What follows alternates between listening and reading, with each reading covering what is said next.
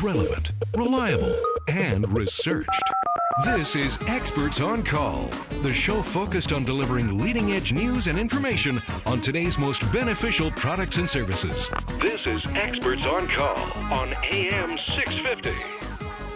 And we're back, and this is Talk About Strata, Experts on Call. I'm Tony Giaventi, your host. We have Pat Williams, lawyer from Clark Wilson, who is also the chair of the BC Law Institute Research Committee, with us in the studio. And we're talking about liquidation of strata corporations, which is becoming a bit of a hot topic as we're starting to see higher density and more development happening around the province.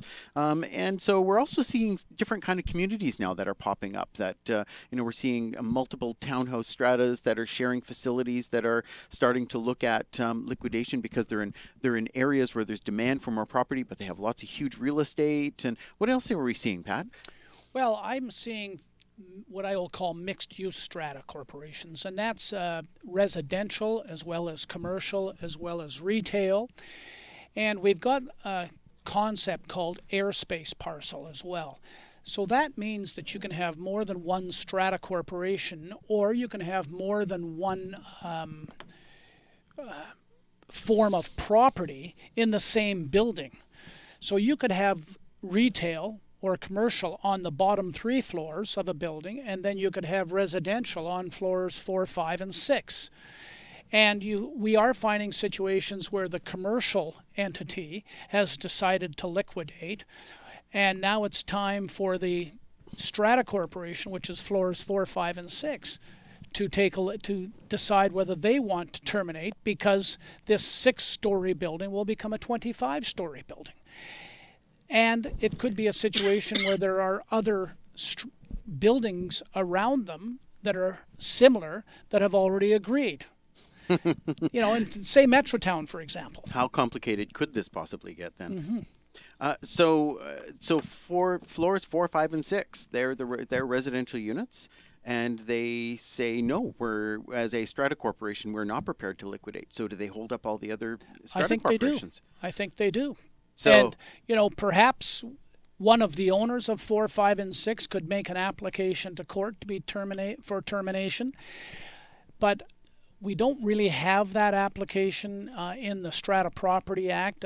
You would be making new law, and regardless, a court would still have to look at what is in the best interests of the Strata Corporation. And a Strata Corporation is made up of a number of owners. And so what's in the best interest of the strata is really what's in the best interest of the owners. Right. So it's an interesting comment, though, because you say we're making up new law.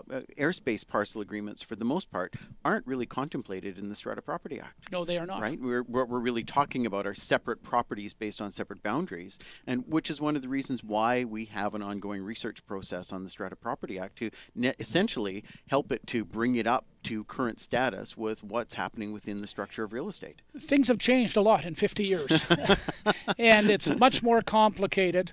The buildings are more complicated. The requirements of the municipality are more complicated. And our challenge is to meet all those complications and still have an act that owners can understand. And we have actually sat at the BC Law Institute meetings and said, do we want to come up with recommended amendments that are so difficult to understand that only a lawyer can understand, or do we want to make it simple enough that an owner can understand? And the problem is, the more simple it is, the less likely it is to meet all of the challenges. Well, and it's one of the complications that we have is you have one act and we have 28,000 strata corporations in the province. Well, we also have the Land Act. The Strata Property Act deals with strata properties, but the Land Act deals with subdivisions. Right. And it's very difficult to talk about stratas without talking about subdivision. So what happens in a scenario where, I'm thinking of a strata development in Surrey, there are 3 separate strata corporations. It's a huge townhouse development.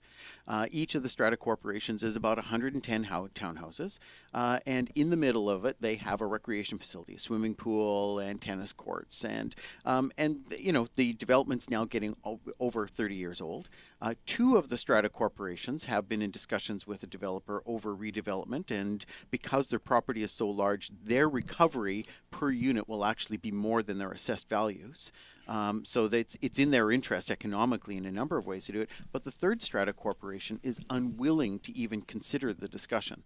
Their owners don't want to consider liquidation. They don't want to consider the discussion. So we have this interconnection between these 3 properties.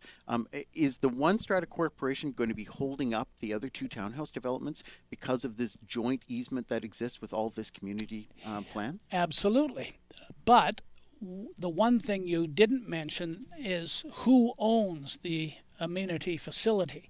Typically, one strata owns the amenity facility, and all 3 stratas have a cost-sharing agreement in place along with easements.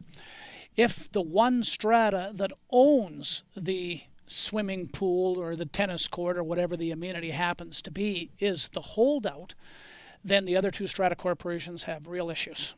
It's not going to happen. Whereas if one of the stratas that wants a termination owns the amenity facility, it's easier. So we've essentially created some real complicated problems within many of these communities. It's great to have these great community plans and all these connections, but when they were being built, nobody was really thinking about, well, what's going to happen in 40 years or 50 years, and we're now at 40 years and 50 years, and we're starting to see the implications of this.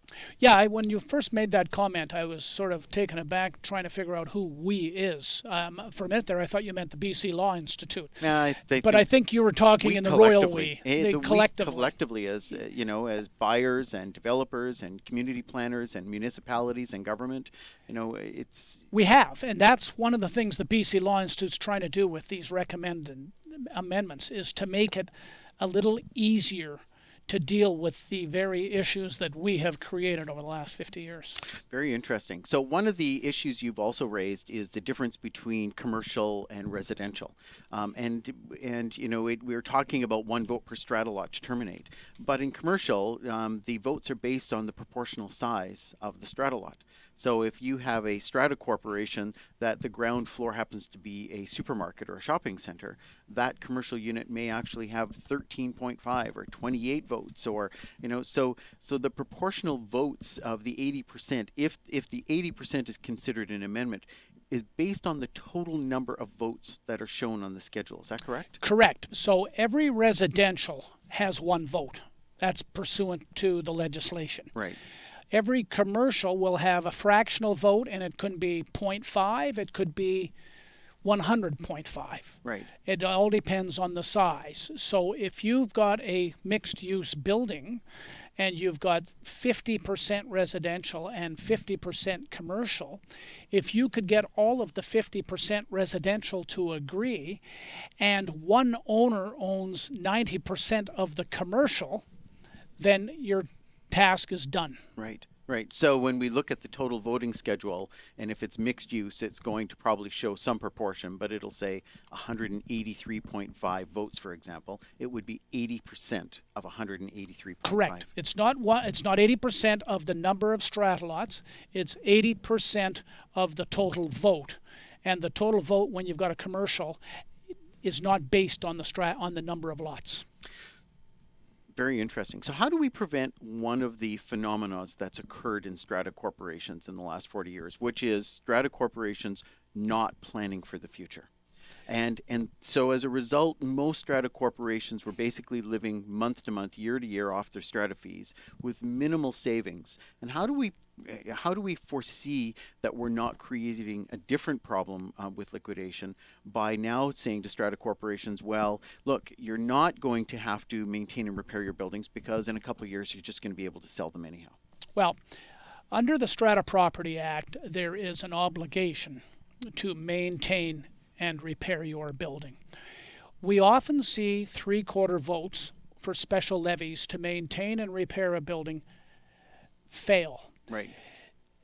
what they asked me as a lawyer, what do you do? And I said, hold another meeting.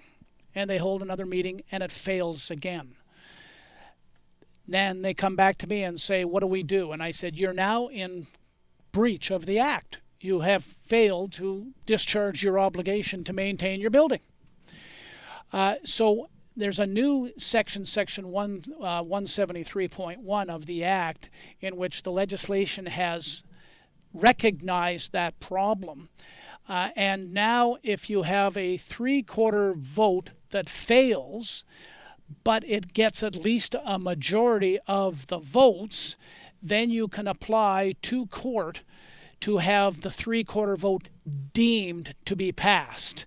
And the reason for that is because the courts have recognized the legislation, which is you have an obligation to maintain your building. You cannot let your building fall into disrepair. Right. Or you will be in violation of the Act. Now, So what if you have less than 50% voting in favor? Right. At that point, any owner can make an application to court that the Strata Corporation, under Section 165 of the Act, has failed in its obligation, and the court can order the repair. You're listening to Key Pacific's Talk About Strata on Experts on Call. I'm Tony Giovento. We'll be right back after these messages with Pat Williams, who is the chair of the BC Law Institute's Research Committee on the Strata Property Act. Delivering relevant and beneficial consumer information. This is Experts on Call. And there's more still ahead on AM 650.